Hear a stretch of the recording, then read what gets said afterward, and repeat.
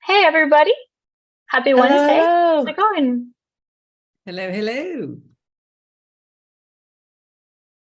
We'll give everybody just a sec to kind of trickle on in.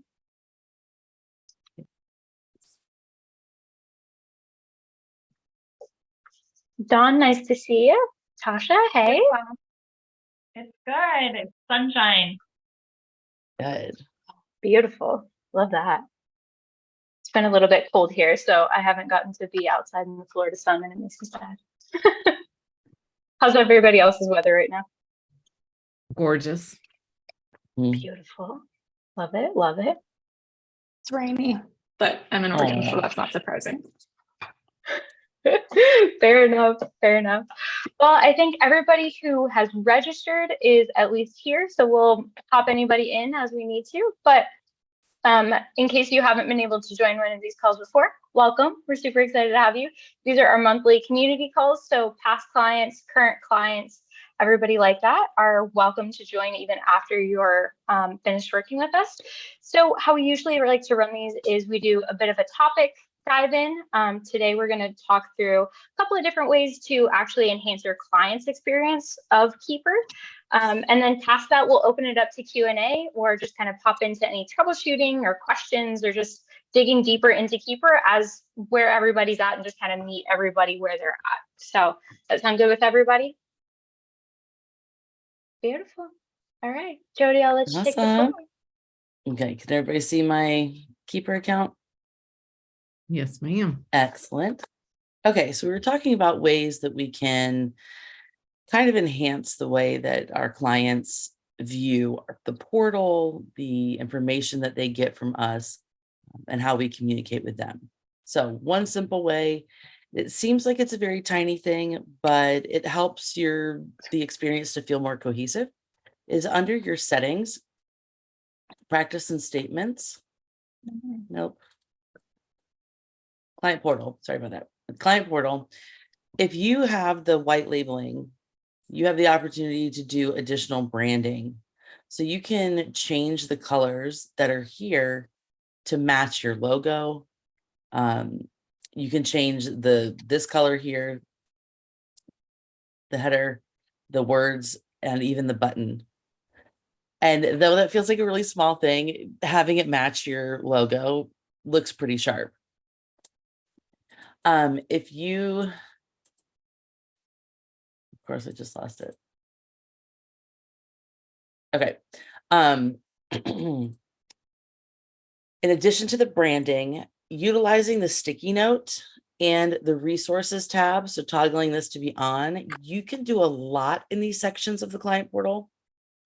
Under the sticky note, I've actually written a welcome letter to my client that kind of says, this is where you'll see your open questions. There are tabs up there. There's a resource tab with a lot more information for you. And it just kind of, every time they come in, they know where to go to find things and what they should be looking for. So that's one thing that I've done to add extra. Are you willing to share that info with them? Absolutely. 'Cause it's hard for me to know what the client's view looks like a lot Yeah. of times. And let me log into, I'll pull that up in another one in just a second. I can show you the actual client view. Let me open that That's up over really here. cool. And while you're pulling that up, just as a recap, like sticky notes are really interesting because they're a great way to just kind of welcome somebody to the page.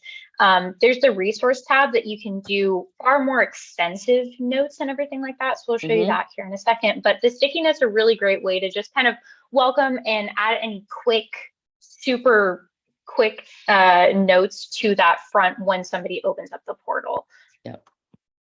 The other thing, if you don't have white labeling with Keeper, you can still kind of make your reports look more cohesive with your logo.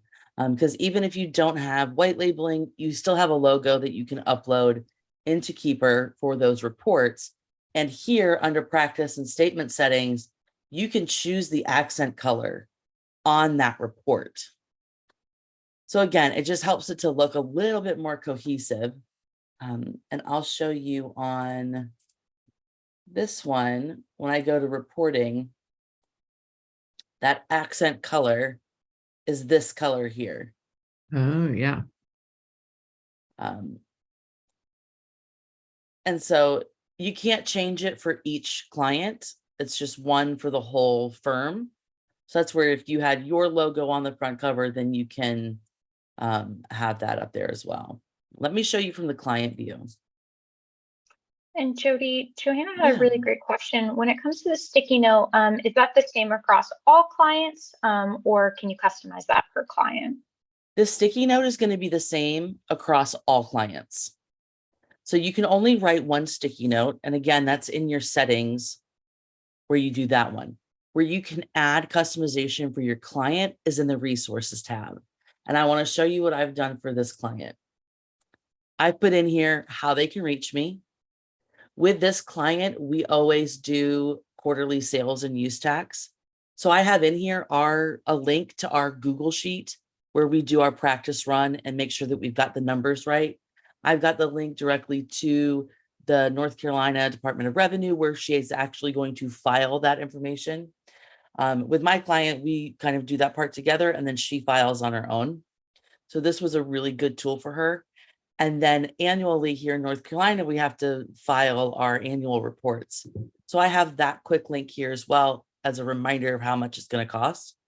And so this client knows that all she has to do is open her portal, go to the resources tab, and everything that she needs is going to be in there. And of course, if there's anything extra, I'll continue to add to this if there's more documents that we're sharing like that, or other things that are similar. So that's how I'm using the resources tab. And you can see that for my bookkeeping business, I've adjusted the colors. This is my accent color that I use. And I just made my logo black so it looks sharper. Any questions about your client's view here?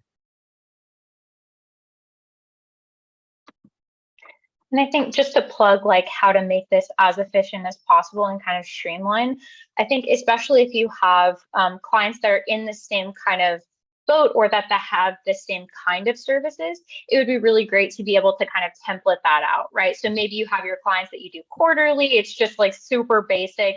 You have one built out for that. And then you have one built out for some of the more advanced or clients that you do sales tax for or anything like that, so that you can document as much as possible, but then just copy paste for each client or have maybe a master.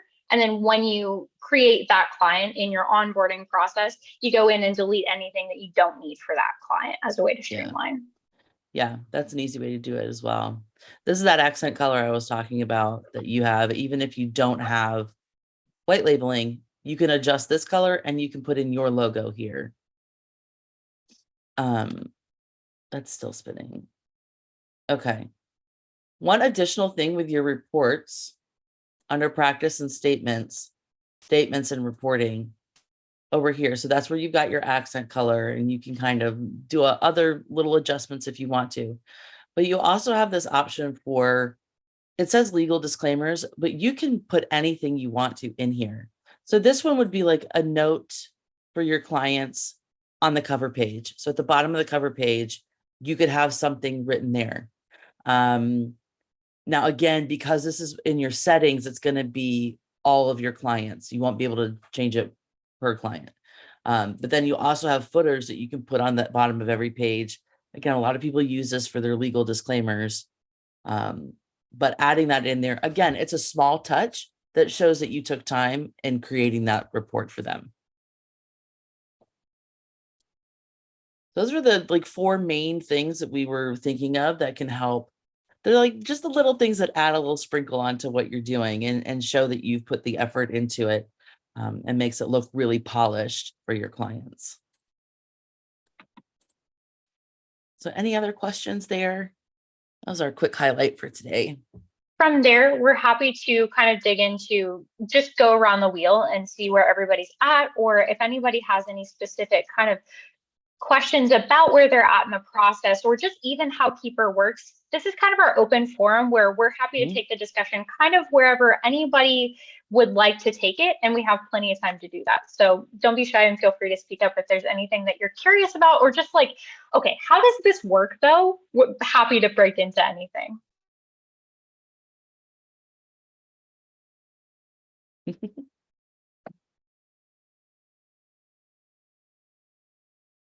Can you guys talk a little bit more, help me a little bit more with views?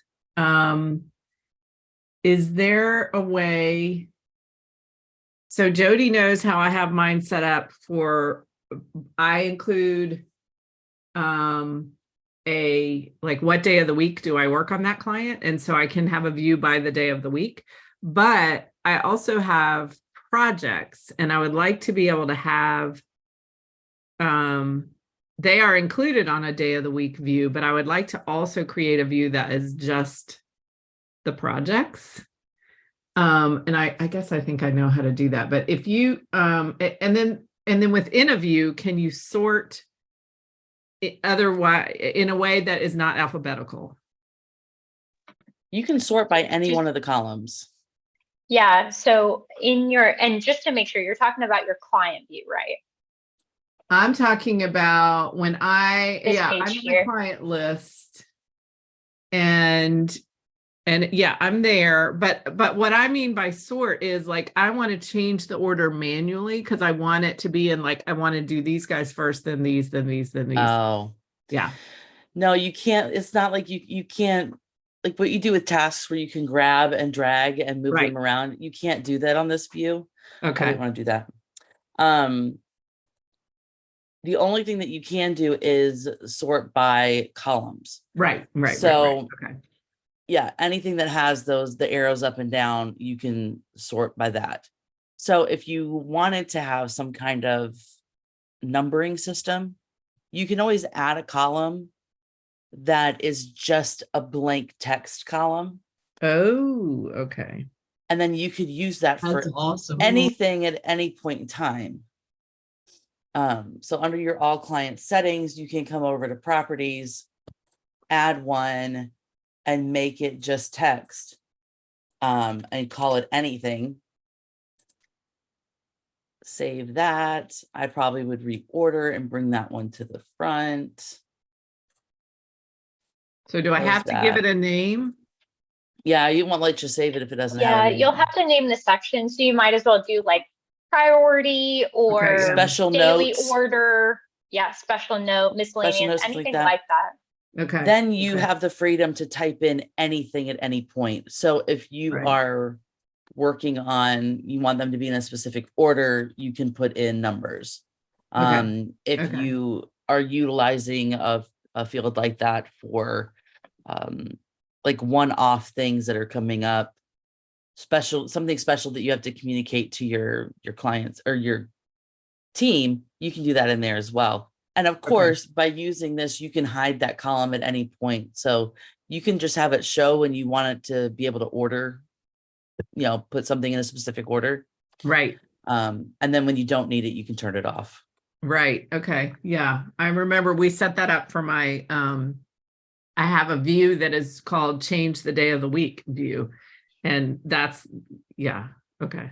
Mm-hmm. Mm-hmm. Well, and for anybody that hasn't been on some of those previous calls, Jody, can you do a quick one-off of like how to create a custom view? So if somebody wanted to go in and create that view, can we go through a quick one through of that? Absolutely. So right now you can see that I've got my bird's eye view selected here. If I come down to default, when you first log in, if you don't change your view, this is what you're going to see. For some people, like this is just too much. It's like, I don't need all this information, or it's not showing me something very specific that I want to see. That's where you can go to properties, create whatever columns you need or want. And then here, this little checkbox, you can add and remove those columns. So at the top here, you've got all of your sections. Maybe you don't want to see all of these all the time. So you can uncheck them and you'll see that they're disappearing in the background. Under special, that's where you've got your team chat your preparer, reviewer, and manager are all here. Maybe you don't want to see that in a view. Unchecking them here does not turn them off.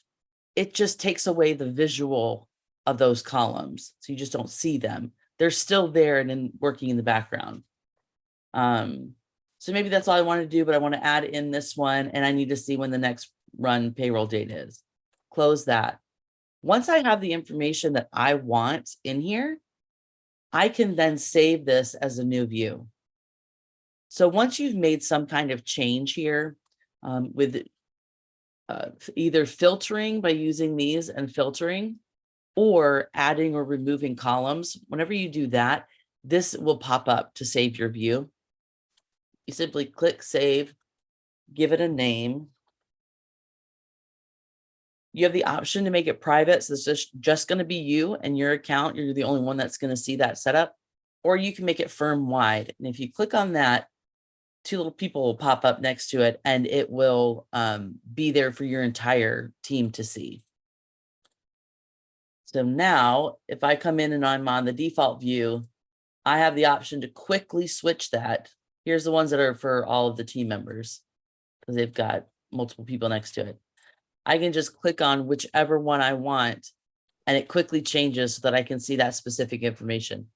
It's a little bit of work on the front end to be able to set all of those up, but once you have them set up, it's easy to update them if you need to, and it just saves you that little extra time finding the information you need. And where we've really seen something like this shine is if you're doing what Ellen's doing, where it's by week, really great way to have a saved view for each of your employees, so that you have a quick view of who somebody's working on and where all of their clients are at. Another really interesting one that we've seen here recently is doing client information. So like, what package did they buy? What's their email address? Who's the manager, preparer, reviewer? And then that way you have just a client info or something like that, so that you can quickly view like, oh, what's that person's name? Or like, do I have assigned? Like those just quick random things. I wouldn't have really thought about a client view for that, but it makes it so easy to just quickly at a glance see big amounts of information, whether that's you want to really dive into a specific team member and what they have assigned, or a specific day of the week that you do it, or information that you don't always need, but you want to be able to see really quickly, just to open up like, okay, cool, not that I know how to do that, but when would I use that? Yep, absolutely. And one of the really great things is what you do here with views, you have the same capabilities under your tasks. So this task list is huge. I think it's big for everybody, regardless of the size firm you have. It's just a very long list because it's all inclusive. It's every task that you have in here. So saved views come in handy here a lot because you can minimize that visual overwhelm. You can reduce the amount of data that's being brought to your attention to only what you need to see. And same thing here, you can use your filters to create views. That's the primary way that you're going to do it here under the tasks, is with those filters. You also have a couple things here where they've already got, these are like kind of like a hot button for filters. They've already put some of these in here. So you've got like your due dates assigned to me, or high priority if you're using the priority star there. Another great way to enhance this task list and being able to filter it and sort it and save those views to see what you really need is if you are using your, you can use your status as an option. So like I have a status in here that's Ask Jody. I know we've got another team that's doing a lot with their status options, even listing out other priority levels here. You can then sort by those and save that view. So if you're coming in, you're like, okay, who has questions today? What's stuck and needs my attention first? I can have that Ask Jody one right there, go to it quickly, address those so my team can keep working, and then come back in and see, okay, what else is due this week? Or move on to the next thing that I need. Similarly to the status, you've got all of your non-closing task tags. So if you come here to the section, you'll see all of your closing tasks. So these are all of the section headers that are in your close. Below that, you've got your non-closing tasks. And as a subset there are all of your tags. So you could have something set just to look at payroll for every client, or whatever it is that you have a tag set up for. So tags and statuses are just other ways that you can customize the system to work the best for you and your firm. That was a lot that I threw out. What questions do you guys have? Dawn has a question in the chat if you wouldn't mind popping in there. All right. Very well, though. So how do you share those views with your employees versus like when you created like by the week or whatever? When I asked the question, I didn't know if you could share it at all, but then it sounded like you could, but I don't know how to. Yep. So when you save a view, let me just randomly select something so I get my view thing up. Okay. So when you have the save view up here, when you click save and you're going to name it, you have the option to make it private or to make it firm wide. So if it's firm wide, then everybody in your firm will see it. All of your team members will have that view in their dropdown. That's the only two options you have. You wouldn't be able to select like an individual team member to send a list to. It's basically all or nothing. So either everybody gets to see it or only you get to see it. But And that's, can they set that's up in their own both. views? Yes. Yeah. Yes. And is that they- specific to whether they're standard users or admin users as far as like who can set up views? I'm pretty sure that standard users are also able to create firm-wide views. We can test that here in just a second. Dawn, does that answer your question? Okay, Okay. perfect.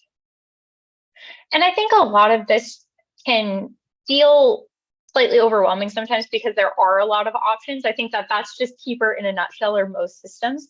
But I think a lot of this comes down to when do you thinking critically about when do I want to be able to see something? And if I want to go in and be able to see something really quickly, what is that?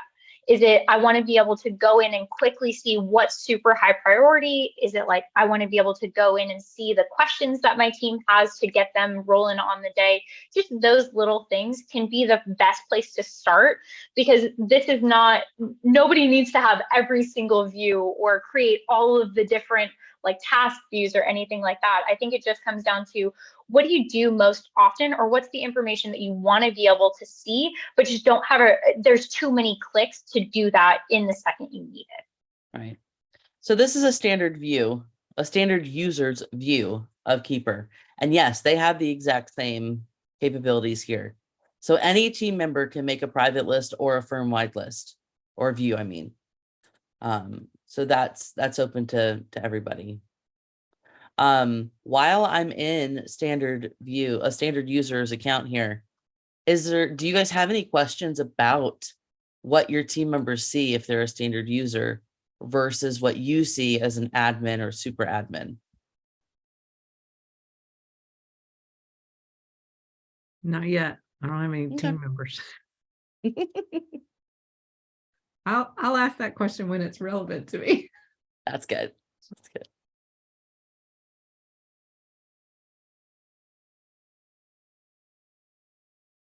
How did everybody's March month-end close go? Were you able to utilize what you have in Keeper? Did it go smoothly? Did you find any bumps in the road?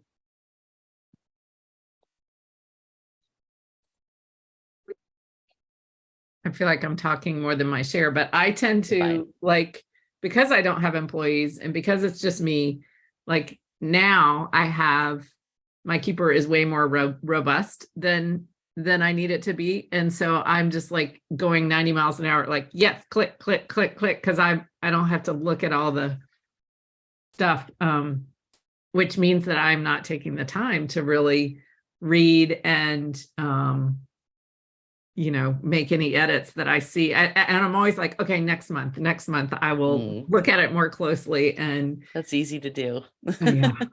yeah. So, but otherwise it went great. My Keeper situation is so many million times better than it was 6 weeks ago. I can't even tell you. So yeah, That's great.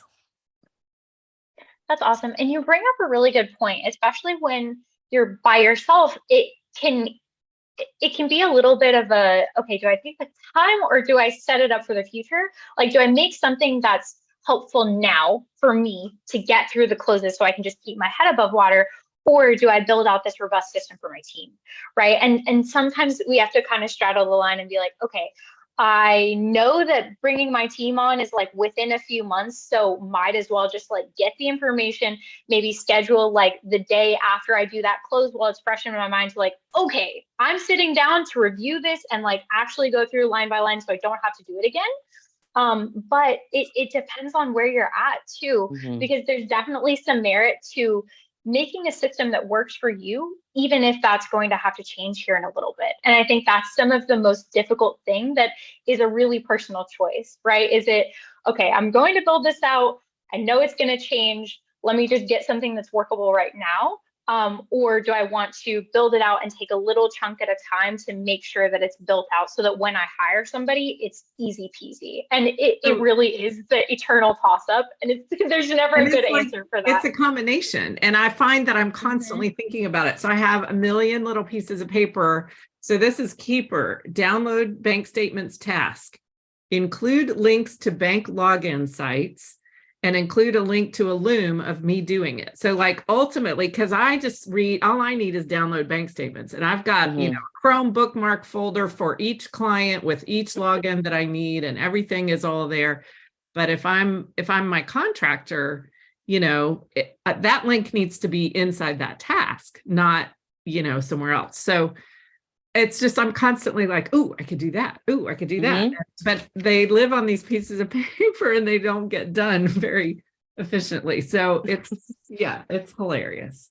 Anyway. Well, every once in a while, you can always toss those into firm tasks so you don't lose your papers. Well, there's an idea. Honestly, I but think that's the excellent firm task awareness. And honestly, this is an awareness game, right? No, you're totally right, Jody, of like, okay, I see myself doing this. I know that it's a little bit silly. I may or may not do something about it, and that's okay for right now. But I think that honestly, anything you can do to make sure that doesn't get lost, because I think that the light bulb moments that we have in the moment are the most critical. It's just, how do you want to take that down so it doesn't get lost, or coffee doesn't get spilled on it, or your dog doesn't eat, like any excuse for that paper to get lost. It's super easy. And I think that's been one of my biggest struggles when setting up any system is like, okay, how do I take the paper notes that were not working well, but were at least getting me by, and start implementing them? So I would almost push you to say, maybe try pushing yourself to using Keeper just for that firm task, and just create a section that says Keeper dumping ideas, or Keeper brain dump, or whatever. That way you're using something inside the system, right? So your brain's getting more and more comfortable with using that system and using a different section that you usually do. Plus, it makes it super easy, because then when you go in, 90% of whatever that task is already written out. So you got to copy, paste, add that in, and then just tweak a little bit, but it gets you, it's a little bit more work in the moment, right? You might have to take 5-10 minutes at the end of the week and like put your digest in there of different tasks, but allows that to really take you forward and build momentum forward, rather than like, okay, now this is going to live on a sheet of paper, and now I have to create dedicated time to go do something with these 10 sheets of paper, rather than 5 or 10 minutes here or there. Half the time when I do sit down to kind of process all my Keeper pieces of paper, I notice I've written the same thing down more than one time. So that would be a solution to that as well. So it's like, no, it will all be in one place. Yeah, really great idea for sure. That's cool, Shelly. I like your comment in the chat. Yeah, I love that. I didn't know, Jody probably did. I didn't know that there were like specific sections that you could set up. So we've actually been using Keeper to play around with our consulting firm as well. Totally different application, but very similar, just to get used to it. But I think that that's a really lovely section to have. Every person has their own task list, because there's always those tasks that like you need to do, but are not necessarily associated with a client. So Right. being able to have a dumping ground that saves it, it's all in the same system. So you don't have to remember, oh, where did I put that checklist of all of the stuff that was important to me at one point? It's all in that same, and with the sections, you can at least keep it organized. So it's not 900 that makes it difficult to even digest or go through. Yeah.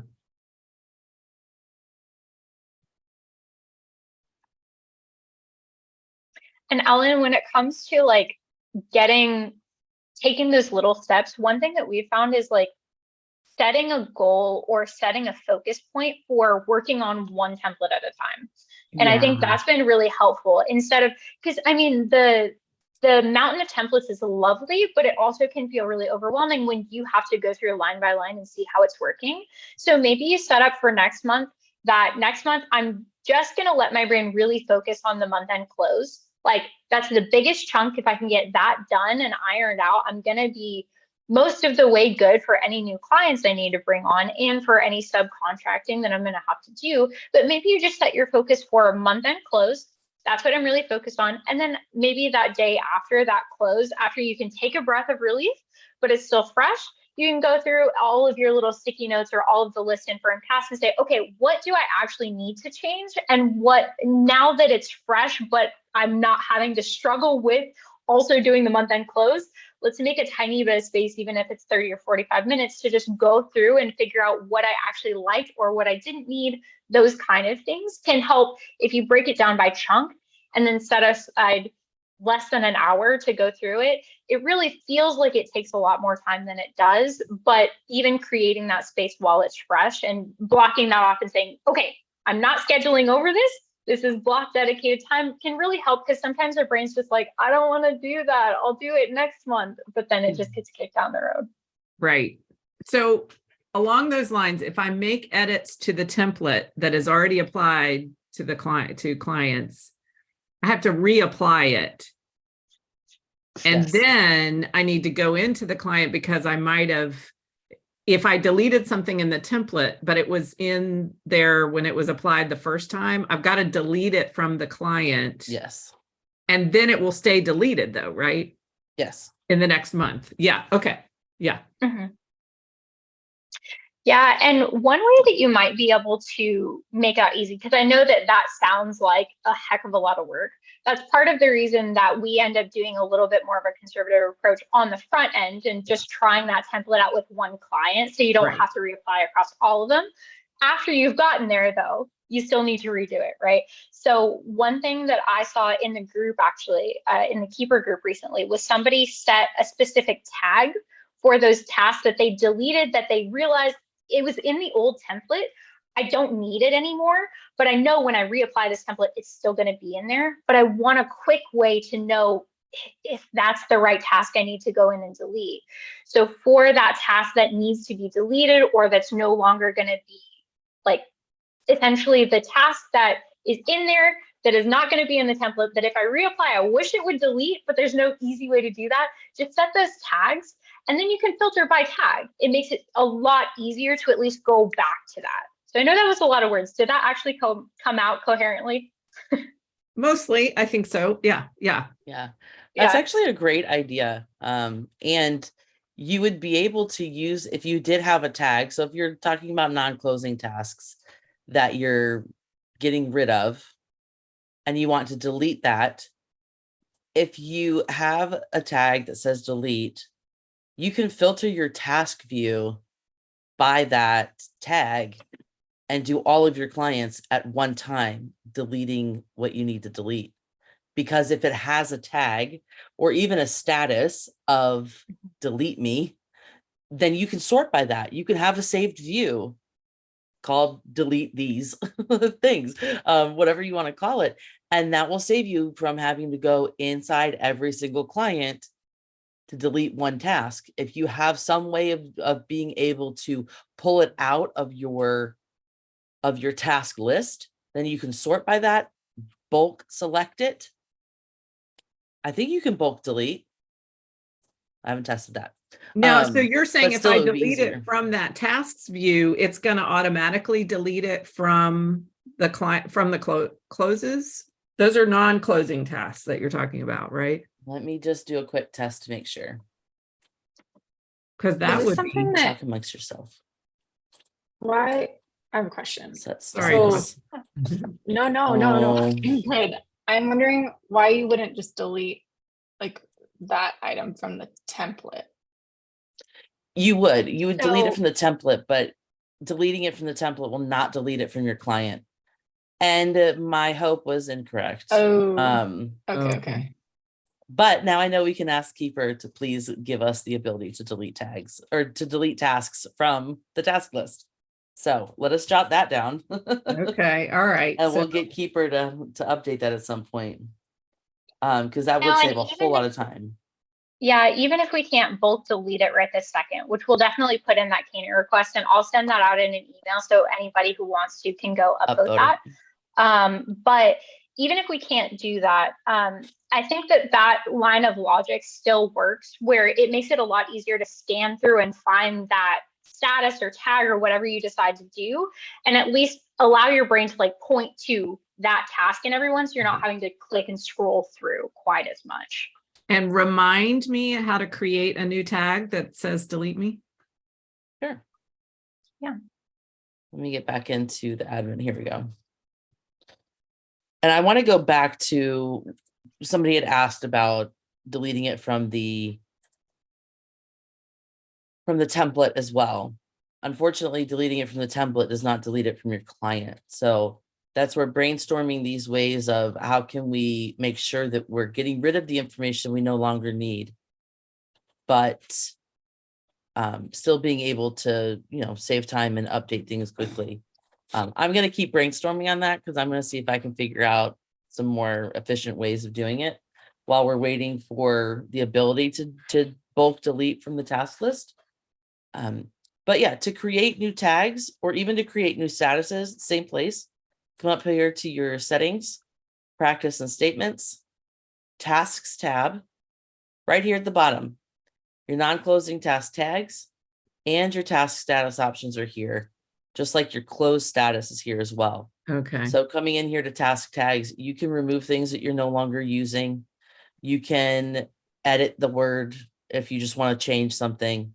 And if you edit this, it will, anything that's assigned as year end will change to whatever you change it to.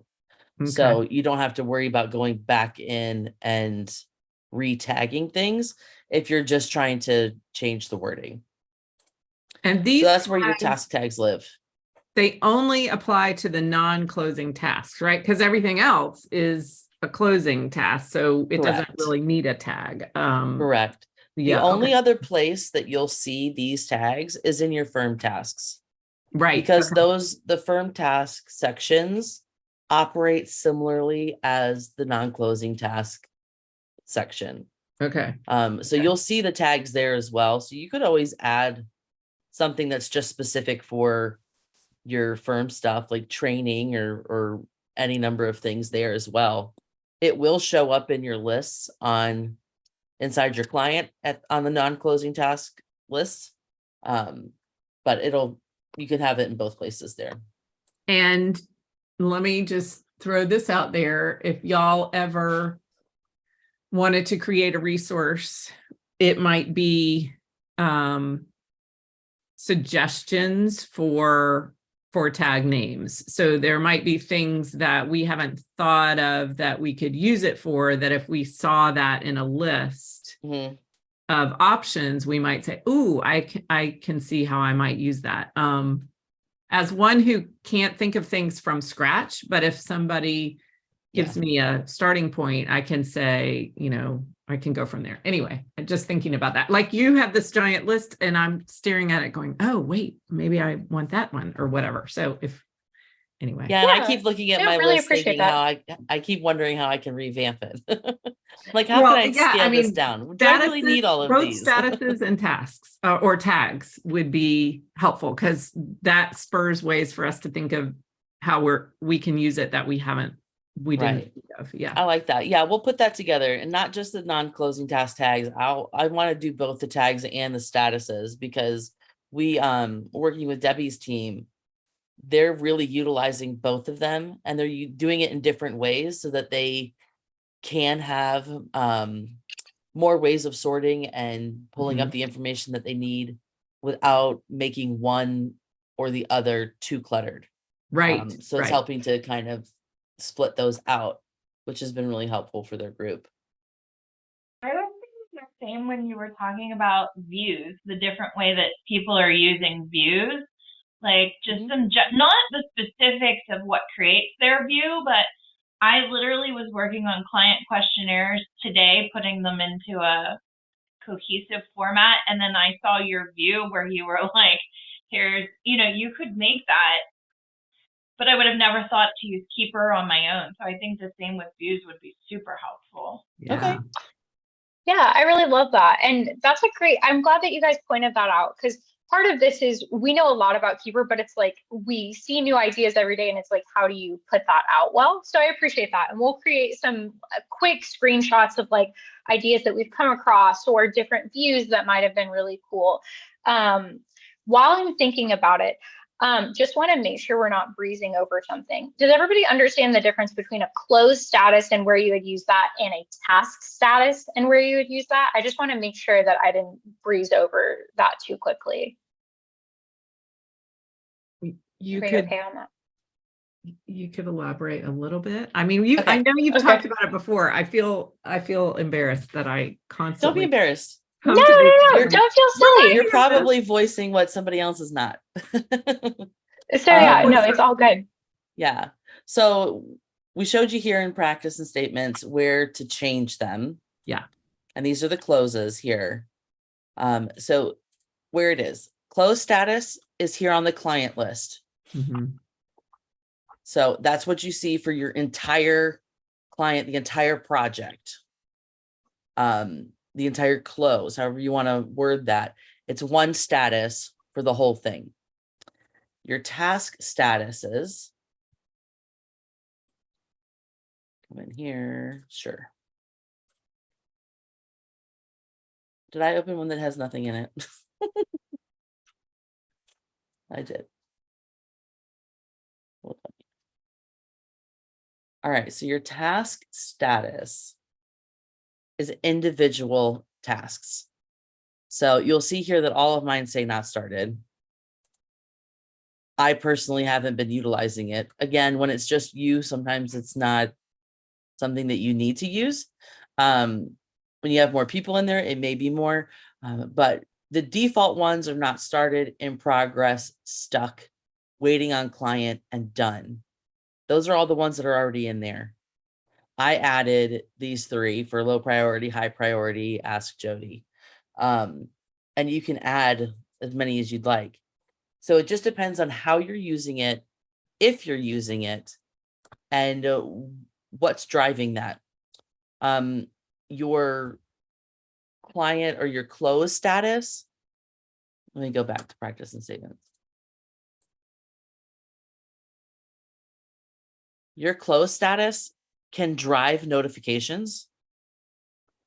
So if a team member changes it to stuck, the manager automatically gets notified if you've got that person in there. So your custom close statuses can drive notifications to people. Your task status cannot. So that's where if you had one that's like specifically for somebody who needs to be flagged, you can put their name in as a status, and then they can have that as one of their saved views. Like we mentioned, they could check that every day. Who needs my help, or what tasks have been flagged for me? So that would be something else that you could use this for. But like we said, we'll put some examples together and So get that out to you guys. so Would you can see it. ever create? Okay, would you ever create a closed status that's Ask Jody, and then so they could put that on a close, and then that would trigger a notification to you? Would that be useful? I know it's for the entire close, so then you'd be like, well, what do they need my help with? I don't know. So I kind of see that similar to the chats, because right now when you get a Okay. notification, it takes you to the whole close, and you got to search for, okay, what task was that on? Which section was it in? And you're looking for that little red dot to know where to go.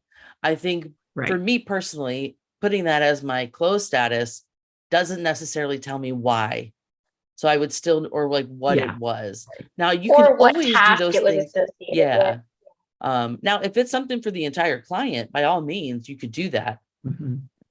For those that are like that with the ask so-and-so, putting that tag on there or that status on there, but then also entering a note into the chat, either for that close or for that specific task, helps. So you've got them notified in two ways, and it's really easy for them to find it Yeah. and get back to you.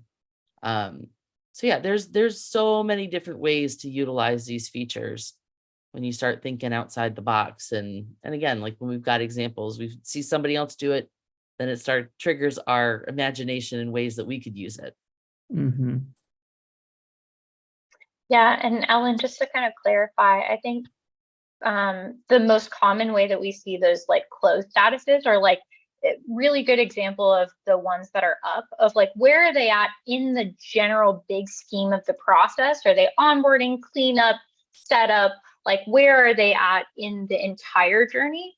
And then for that task, where am I at? Am I waiting on the client? Am I needing to ask somebody? Am I stuck? Am I circling back around? Those kind of pieces can come into play. We've even seen like a back burner of like, okay, this is not important right now, but I need it at some point. So let me put that tag on there and then I can pull that up later. Mhm. Okay. Christy, what you got? Thanks. So I have something that I'm curious how you guys would tackle it or suggest tackling it. And as I'm listening, I kind of see how I can use task statuses, but here's what we're doing. So I have emails per client. So every client gets their own @WildflowerBK email. And it was great for a long time. And now I have too many. And so my goal by the end of the year is to deactivate all of those emails. And over this next quarter, we're going to start transitioning from email to portal. And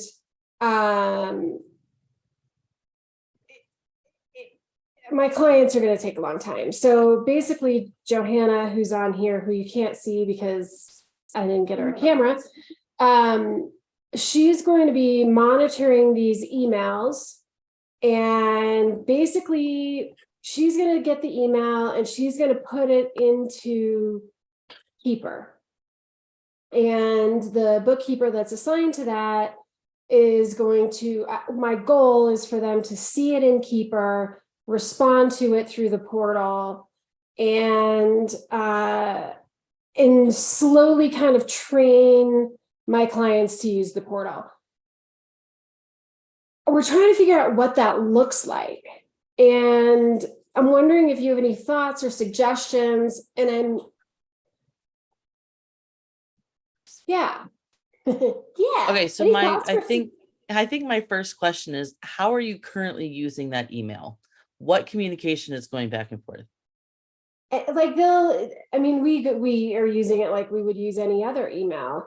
A client, like while I'm on the call, a client just said, hey, what about this FICA tax credit? What do you know about this FICA tax credit?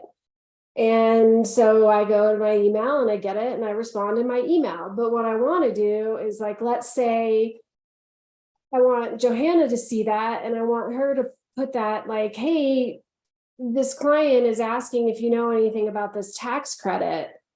And then I can go into Keeper, and as much as I hate the name of the non-transaction question, like, hey, client, you asked me about this FICA tax credit in email. Here's my response.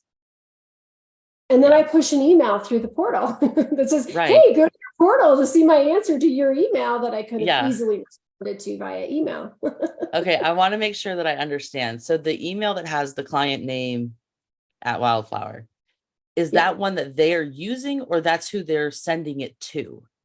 That's how they communicate to me. So they use that email, and from that email, send an email to you. No, they're using their emails, but they're contacting me using a client That specific unique one. email. Okay. Yeah, it's kind of like my foldering system, right? Right. That's what I wanted to make sure that I was clear on. Yeah. So if it were me, and I'll let other people answer as well. If it were me, I probably would do a hard shift for me. I probably would. And if you did it one client at a time, you could do that, but make it where when they send an email, you can have some kind of auto response that says, thank you for your email. We will respond to you through your portal, and have the link for their portal there. So as soon as you get that email, they're getting that response showing them to go to the portal. Some of your clients may click on that and then enter their question themselves in the portal.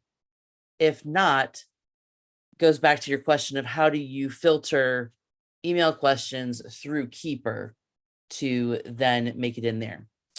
So in Let me essence, comment on that. Yeah. Brilliant. We will do that. So before you answer that next question, so what we're really, I think that was amazing.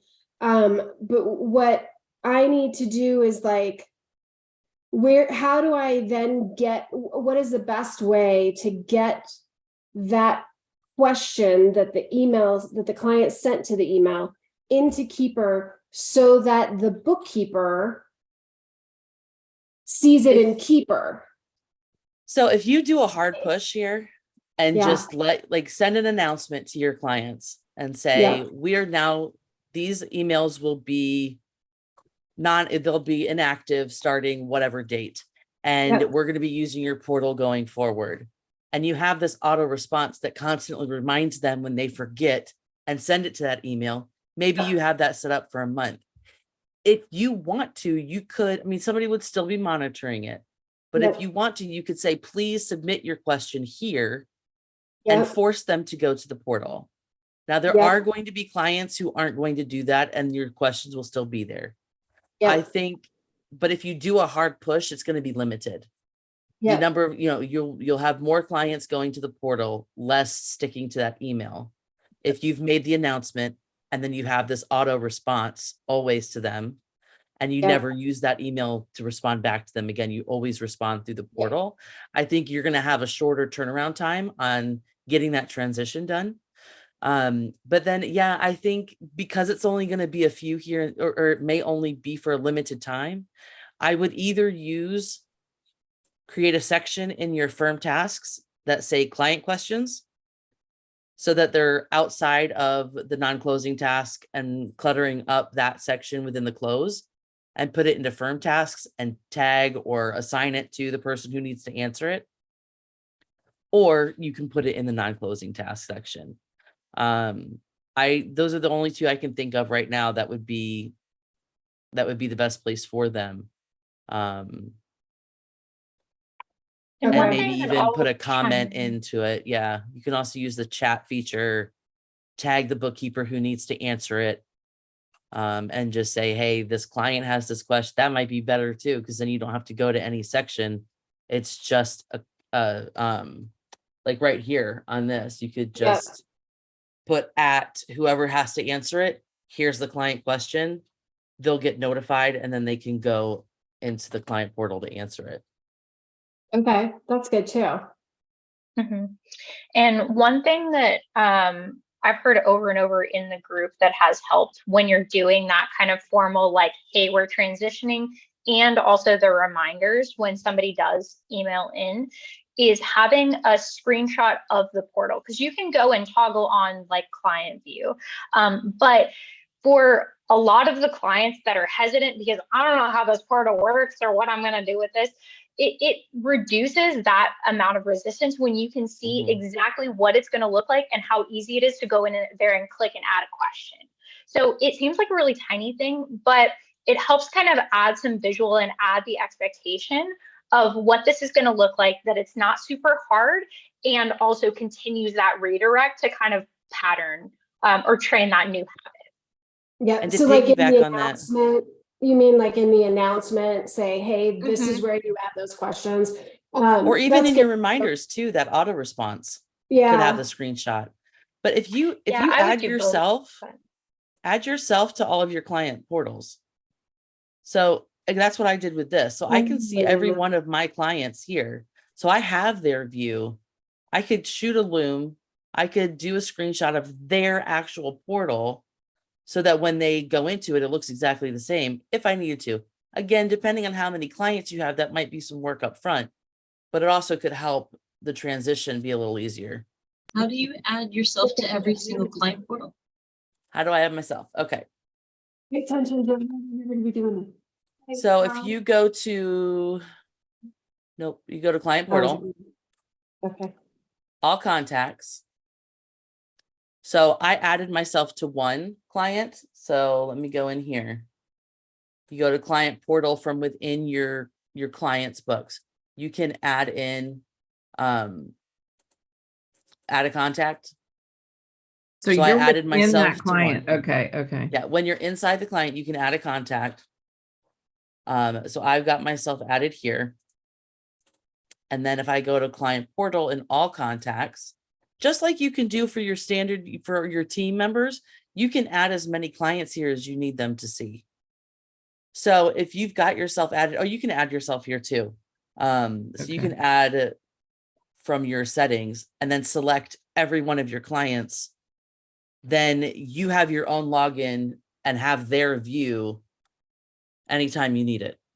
It's also a great way to test if you're doing sticky notes or resources and you want to know, like, okay, how is this really coming through? Yes. Well, you've got the access. Go in and take a look. And since it's that magic link, you bookmark it anytime that you want to go into it. Oh, I just closed it. Anytime you want to go into it, like I have my client portal bookmark right here. I don't have to log in. I don't have to get the magic link unless I clear my history or whatever. And I can see exactly what my clients see.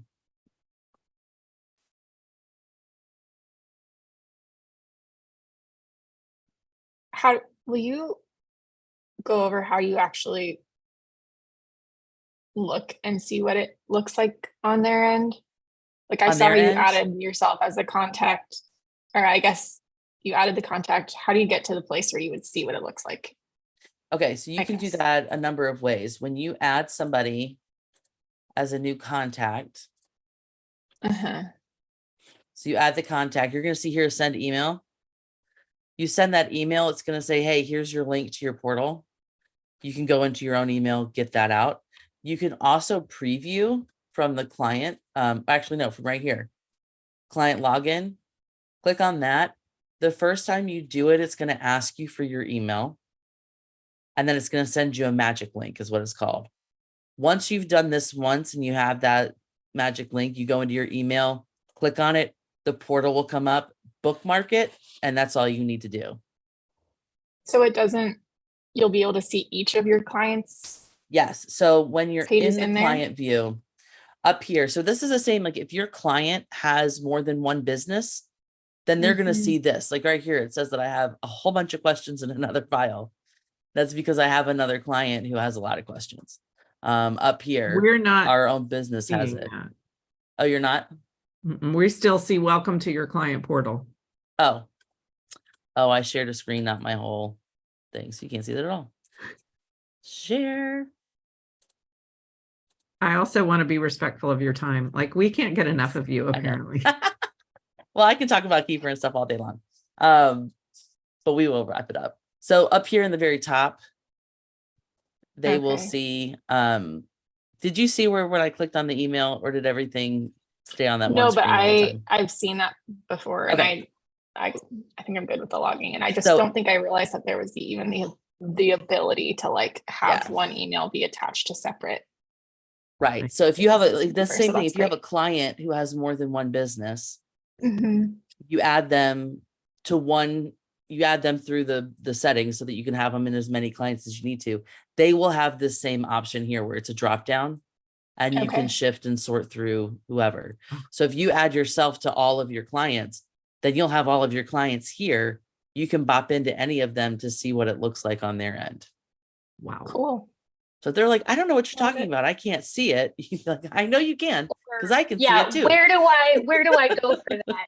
Then you can easily kind of make sure that you're seeing what they're seeing, but easily, can you see how you could do a screenshot from there and just like draw a magic little circle around open questions or, Like, you know, something right like that to help here. kind of direct. Or even I think that's really comes in handy when somebody has multiple and they just don't know to go up to that top corner and select different accounts. That would be a really easy screenshot to just circle where to go and the different accounts to choose from. Or even doing, if you make the time, have the time, make the time. If you think your clients need it, or maybe just for those who are really struggling with embracing the portal, is to shoot a little video, walking them through each tab and showing them what their options are when you have questions. And that kind of thing too would go a long way with your clients. I mean, that's going the extra step. That's the extra mile there. And clients appreciate that type of thing. You guys have, this is kind of general, because the way things are laid out here where you can really see how long stuff has been sitting, or, you know, if you've clicked on it, you can see that you've read it, that kind of stuff. Do you have policies in place where you're like, just because it's in the portal doesn't mean I'm going to answer you in 5 minutes?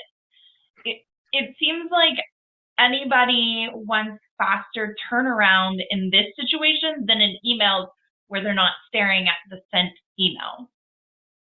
Yeah.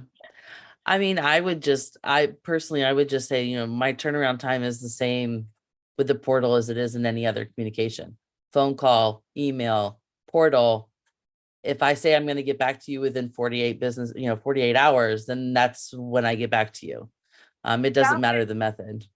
Generally, is that kind of, I guess I'm asking more generally, like what are people saying their turnaround times are, you know, just kind of broader, because I think this keeper makes it more in your face.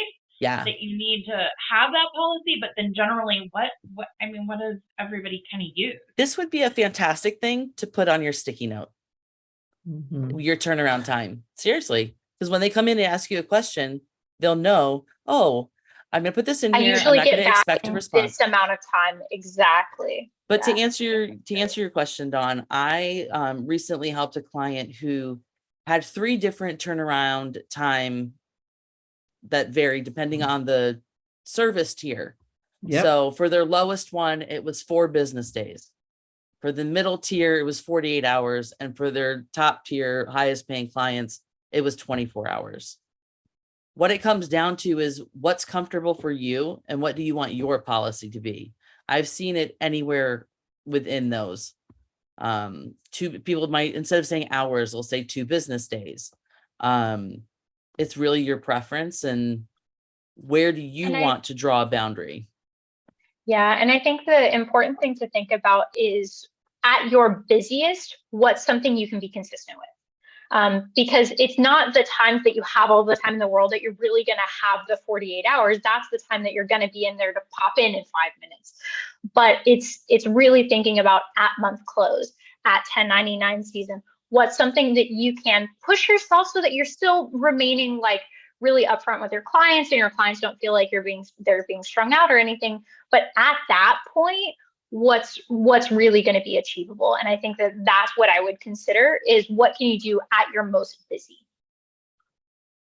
And you can specify like that you're talking about questions that require a response, because I'm not going to respond to every little upload they do or receipt they, response to my questions that they give me. If it doesn't require a response, I'm not going to be responding. I'm just going to be using whatever they gave me. Mhm. So Yeah, that'd be a really easy wording in your sticky note to be like, for anything that needs a response, I'll Yeah, usually get back within this amount of time.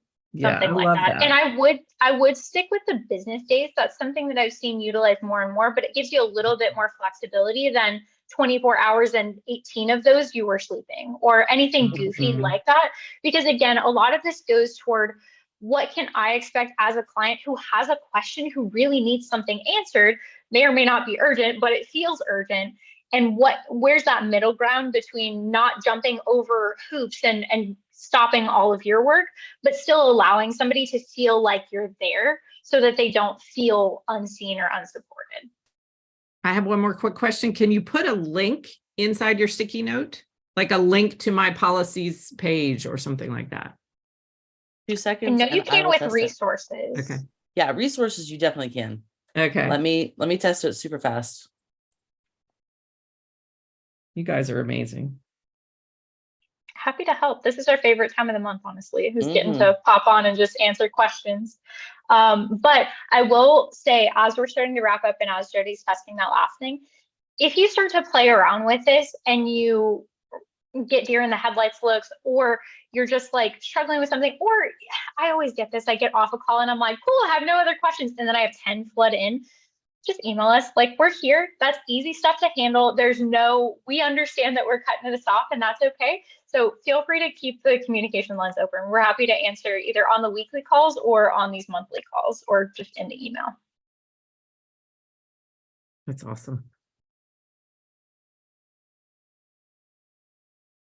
The answer is yes. You can Okay. use links in the sticky note and the resources. Yep. So you'll see, this is just a preview. So for those who don't know how to do that either, you're inside your client portal. Right here is a big preview button. I can hit preview and my link's right there.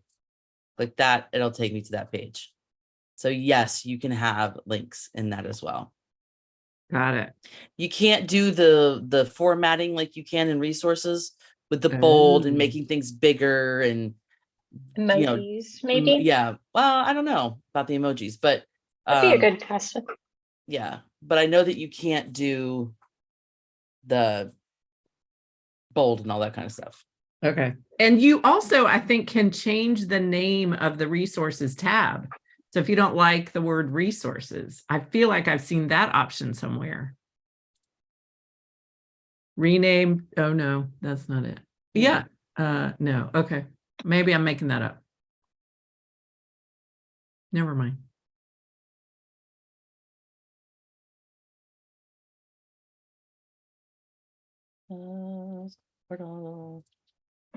Emojis work. Okay. Beautiful. So you can do all of your flags and stars and all of that. You just can't make anything bold until they change that. Awesome. You guys are the best. Thank you. Yeah. Happy to help. It's those Yeah. random bits and bobs that really put everything together. So we're happy to have these all the time. The little things. That being said, I'll get the recording out to anybody in case you do want to go back and be like, oh, I can't remember where we were talking about that or what were the clicks that she made or anything like that. We'll get that out. And then we're really excited actually about some of those example like Yeah. previews or tags or anything like that. So we'll get you guys a resource to that here really soon. Thank you. Yeah, absolutely. Great to I hope see you you guys have a guys. great rest of your day and Yes. feel free to email us if anything else comes up. Okay. Bye. Bye. Thank you.